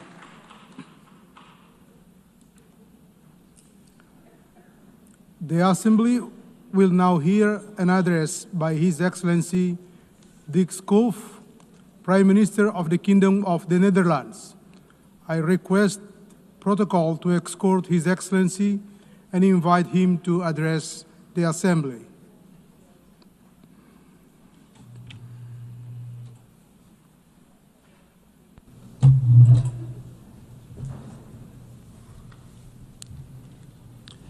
Mr. President, Your Excellencies, ladies and gentlemen, back in 1947, a 7-year-old boy, a Dutch boy called Dirk Sallemans, and his father made a long car journey to the German city of Cologne. When they arrived, Dirk couldn't believe his eyes. It was a shocking sight, he said in a recent newspaper interview. Rubble everywhere, people living in abject poverty, the entire city flattened by bombing. Today, almost 80 years later, those images are still seared in Dirk's memory, and that was precisely his father's intention. He wanted to show me what war can do to a city, Dirk recalled in the interview. At the same time, he added, we were also hearing radio reports about the establishment of the United Nations in New York, and all my father's hope was invested in that. When the interviewer asked what exactly the hope was based on, Dirk recalled the opening words of the United Nations Charter, we the peoples. And indeed, it is the peoples of the world, the people, who task their governments with saving them from war, human rights violations, and armed conflicts. We the peoples. It was those words on that day in Cologne that inspired Dirk Sallemans to embark on a career as a UN diplomat that spanned almost 30 years. And it is those same words, 80 years on from the UN Charter, that still remind him and us of that task. Of course, the world has changed dramatically since then, and unfortunately we must acknowledge that the mission, no more war, has failed. In fact, this year, even as we celebrate the United Nations 80th anniversary, we have heard it said that the UN can no longer justify its existence. Anyone who says that, however, has forgotten where we came from. Without the UN, there will be no disarmament treaties, no International Court of Justice, no climate agreements on sustainable development goals. Without the UN, which is often the only organization capable of supplying aid in the toughest places on the earth, millions of people would be deprived of food, clean water, and medical aid. Over the past 80 years, we've taken the UN's achievement for granted. We've neglected to look back on where we've come from and all the milestones we have achieved along the way.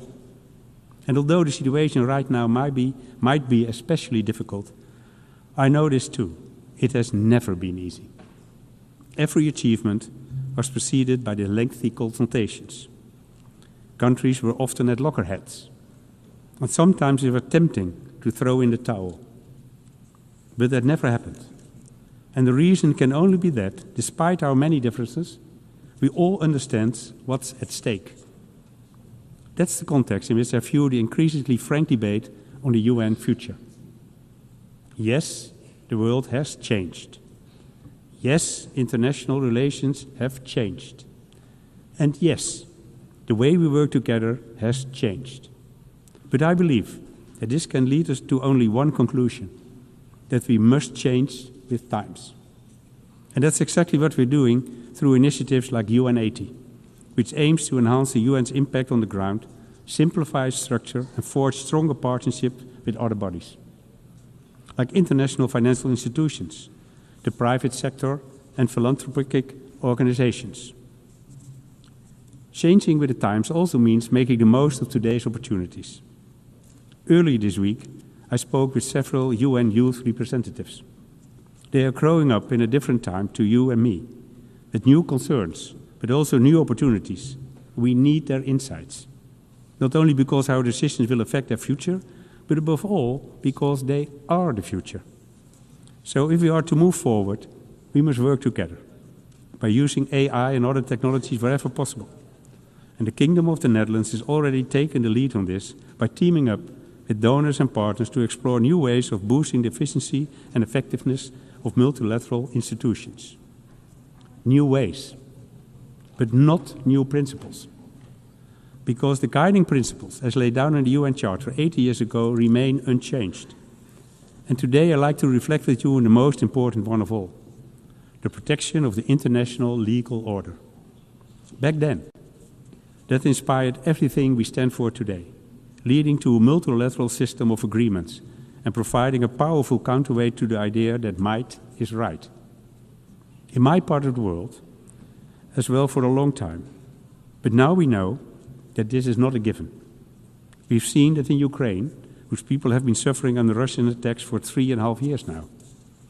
As Ukrainian troops continue fighting every day to protect their country, their families, and their right to self-determination, people in the areas occupied by Russia are enduring systematic oppression and crave human rights violations on a daily basis. We've seen several initiatives aimed at bringing peace closer since spring, such as the talks in Saudi Arabia, Turkey, and the US. But peace still seems like a very distant prospect. Ukraine has adopted a constructive stand, but so far Russia has shown no real willingness to accept the US proposals. And in the meantime, the war of aggression and the suffering continue unabated. But in case you're thinking, there goes another European who only wants to talk about European problems, let me assure you, that is not the case. If the UN 80 years have taught us anything, it's that all the big issues are closely interlinked. As a kingdom of different countries in different parts of the world, we know that better than anyone. Take food security. In the European part of our kingdom, we are approaching the limits of what the earth can sustain, while the Caribbean part of the kingdom has seen how vulnerable people are when they're dependent on others for their food security. And there are those other matters that we hear far too little about, even though they give cause for grave concern. Just look at what's happening in Sudan. Since April 23, more than 150,000 people have been killed, and 14 million more have had to flee their homes. All trade routes and aid corridors have been cut off, so for the past year, humanitarian organizations have been unable to provide more aid. As a result, half the Sudanese population is living with the reality of food insecurity. And in parts of Darfur and Kordofan, a famine has been declared. This has to stop. The Netherlands, together with the EU and donor countries, is therefore calling on all the warring parties to respect international law and allow humanitarian aid to reach those who need it. The Netherlands will continue supporting these humanitarian efforts for Sudan, not only by working via the UN and the Red Cross, but also by giving 60 million euros to the Sudan Humanitarian Fund this year, and almost 7 million euros to the Dutch Relief Alliance in Sudan.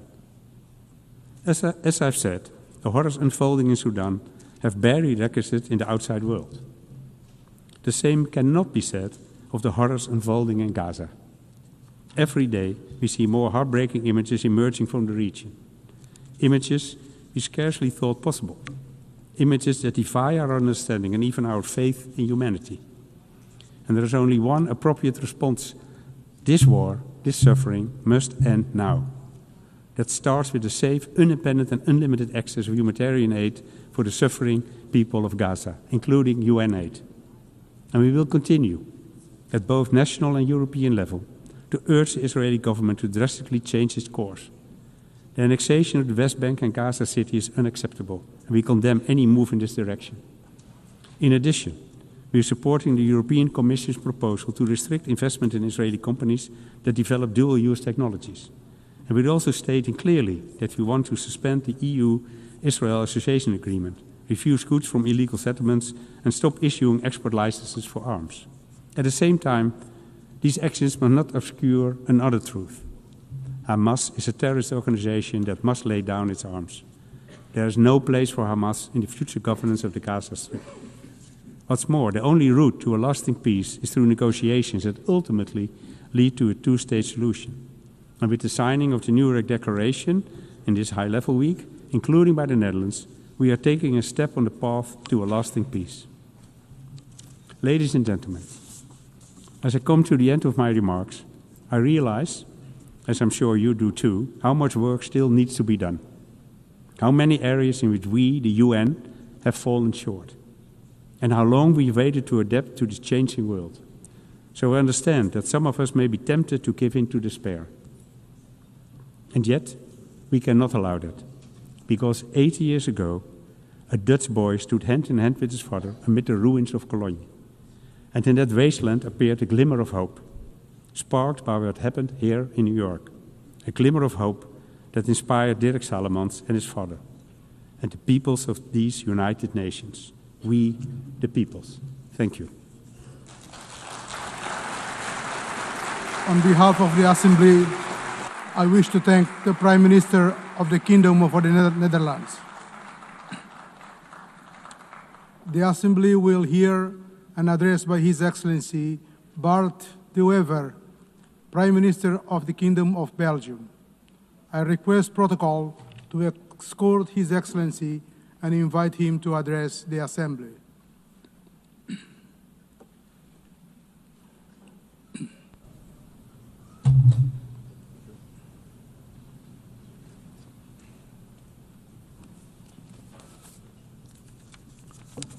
Mr. President, esteemed colleagues, ladies and gentlemen, it is the first time that I stand before you. I am 54 years old, which means that I was a teenager in the 1980s, when Ronald Reagan was president of this great country, a man that I admired and that I still admire. Today, I'm nostalgic of that time, because then I truly believed that the Western world was bound together by shared values and mutual respect. And I also believed that these values would eventually rule the entire world. Today, we are reminded of the Melian dialogue of the Greek historian Thucydides. He described how envoys from Athens forced the small neutral island of Melos to choose sides in the Peloponnesian War. If Melos refused, Athens would destroy it. Thucydides captured the brutal logic of power in one single sentence. The strong do what they can, and the weak suffer what they must. He may have been right about human nature, but that is not the world we want to live in today. Civilization means striving to be better than our basic instincts, to rise above them. The United Nations was born out of the most destructive war in human history to embody precisely that aspiration. And yet today, international organizations are under pressure. International law is under pressure. Respect for sovereignty is under pressure. Geopolitics often boil down to sheer ego politics, and I regret this deeply. That is why I stand before you today to advocate for a world anchored in mutual respect. A world of free and fair trade. A world of strong partnerships, respect and cooperation. A world based on international law. A world that tackles climate change. a world of peace, prosperity, and progress. The United Nations remain crucial in pursuing that ambition. The United Nations are far from perfect, and this is why we support the UN 80 reform agenda, because the challenges we face are immense. And I would like to highlight two domains in which we urgently need to move forward: our security and our prosperity. First, security. All who cherish freedom must work to build resilient and vigilant societies. We face new forms of imperialism, new military threats, and violent conflicts that destabilize entire regions. This is not the path we choose, but neither can we afford to be naive. Those who wish for peace must be prepared to defend it. That is why we stand firmly with Ukraine. We must erect a barrier against those who look at us the way the Athenians looked at Melos. Belgium is therefore assuming its full responsibility, investing more in defense. Together with our European partners, we are striving for greater integration of our armed forces and defense industry. At the same time, we must strengthen ties with all countries committed to peace and stability. We must also confront the rise of international organized crime. Criminals know no borders. Criminal networks exploit the gaps between police forces and legal systems. They fuel terrorism, human trafficking, and the illegal arms trade. But there is hope. Across Europe and in Latin America, I have witnessed a new willingness to deepen cooperation. And I am convinced that many African and Asian countries struggle with the same problems. Together we can make our societies open for business, but closed for crime. Because the security of our citizens must always remain our first responsibility. That is the first great challenge we must tackle. Another major challenge we face is to ensure as much prosperity as possible for as many people as possible. The world today is once again gripped by protectionism, and yet the evidence of history is clear. For over 2 centuries, free and fair trade has been the only true engine of progress. It has decimated extreme poverty. It has dramatically increased life expectancy. It has enabled medical breakthroughs that defeated once devastating diseases. Free and fair trade is the way forward. We must nurture it. And we must defend it. We must tear down trade barriers. We must allow our economies to grow across borders. We must stimulate productivity, strengthen labor markets, and invest in innovation. In short, we must create prosperity that is globally shared. And let us remember, prosperity engenders peace. Prosperity builds trust. Belgium stands ready to be your partner in this endeavor. Belgium is and will always remain open for business. Mr. President, distinguished delegates, let us not succumb to the harsh logic of Thucydides. Let us prove that the destiny of humankind is not to dominate or to suffer, but to cooperate and to prosper. This is and should always remain the mission of the United Nations. I thank you. On behalf of the Assembly, I wish to thank the Prime Minister of the Kingdom of Belgium. The Assembly will now hear an address by His Excellency Allah Maye Halina, Prime Minister and Head of Government of the Republic of Chad. I request protocol to escort Her Excellency and invite her to address the Assembly.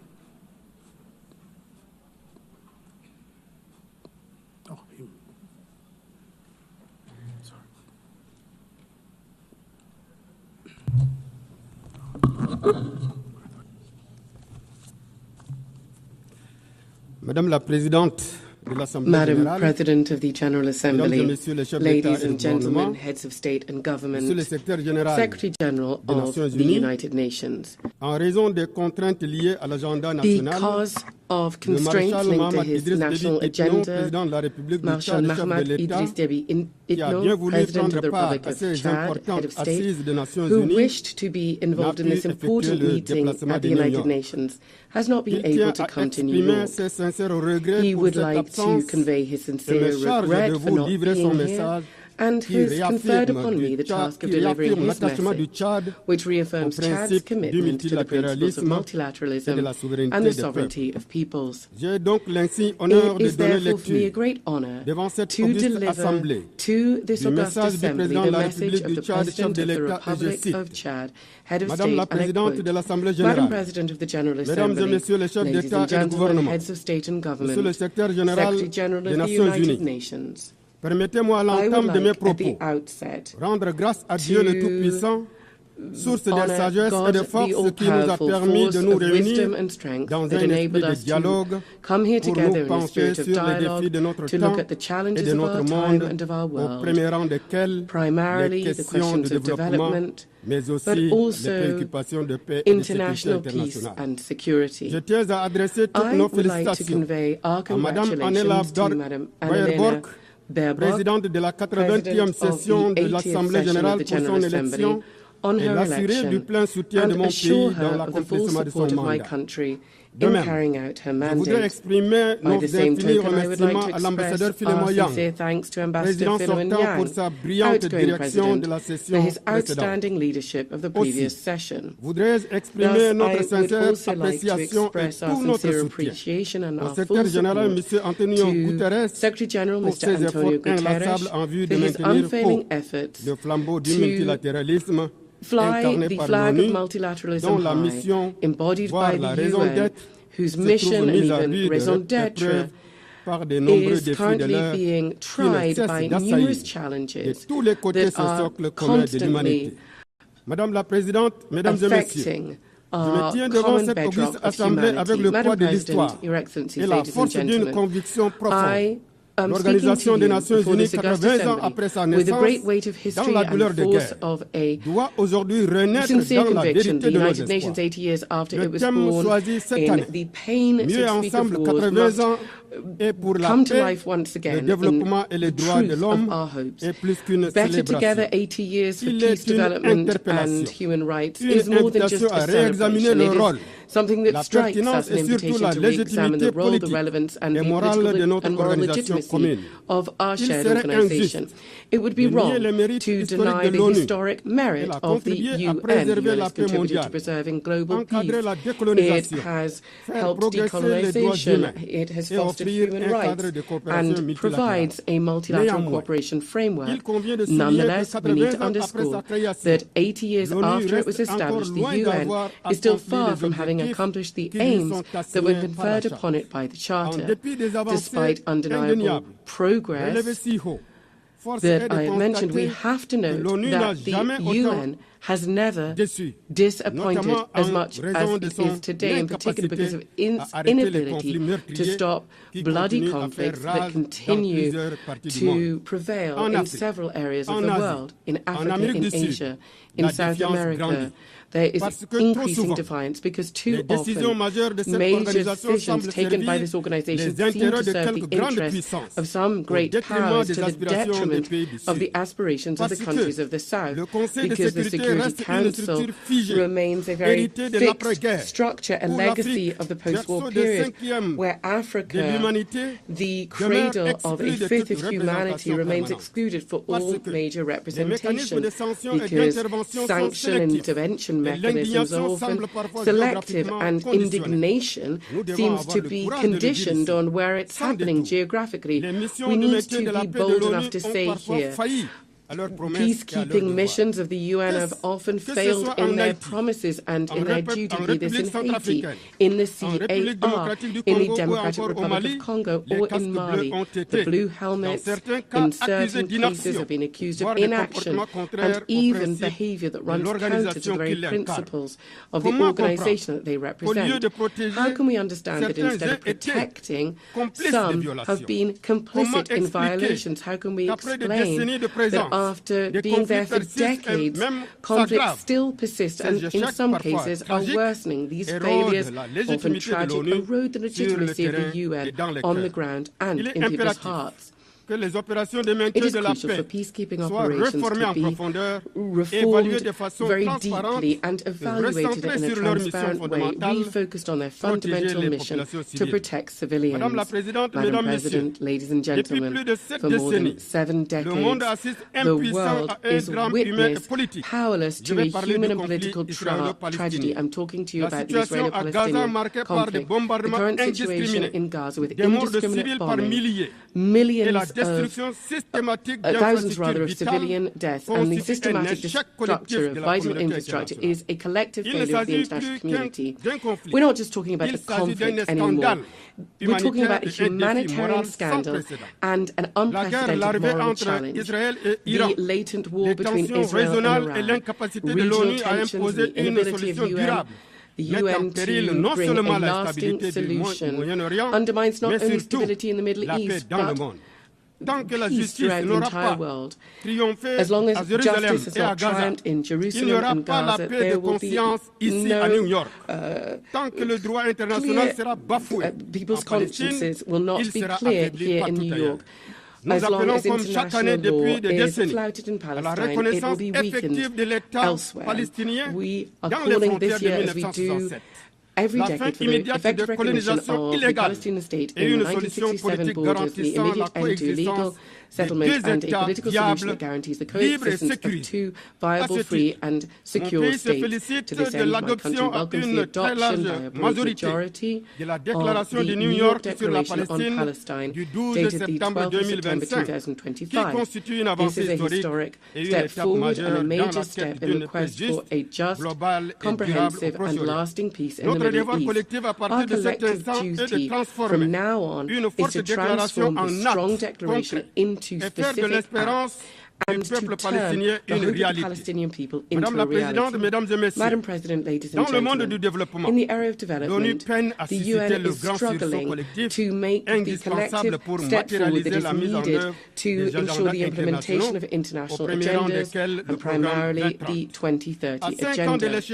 5 years from the fateful deadline, we are going to have to mobilize annually more than $4,000 billion to meet the development financing deficit in poor countries. To this end, the civil commitment is, there is no doubt, our last chance to move from words to action to speed up the implementation of the SDGs. Madam President, ladies and gentlemen, whether we're talking about peace or international security or development or climate action, the future of multilateralism, to which we're all committed, is really at stake here. For this, we need unfailing commitment, relentless determination and more solidarity-based collective action and robust action to implement the common goals that we've established, such as the 2030 Agenda, the civil commitment, the Paris Agreement, the Pact for the Future, or the Doha Plan of Action for LDCs,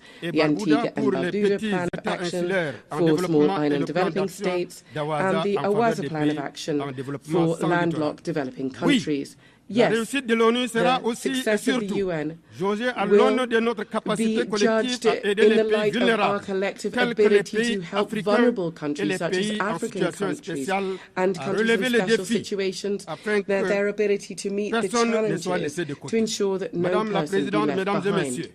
Madam President, ladies and gentlemen, despite these legitimate frustrations with the UN and given the challenges that are increasing and becoming more complex from day to day, it is crucial that the world really needs the UN and it needs multilateralism, because the world's challenges can only be addressed through cooperation and collective action.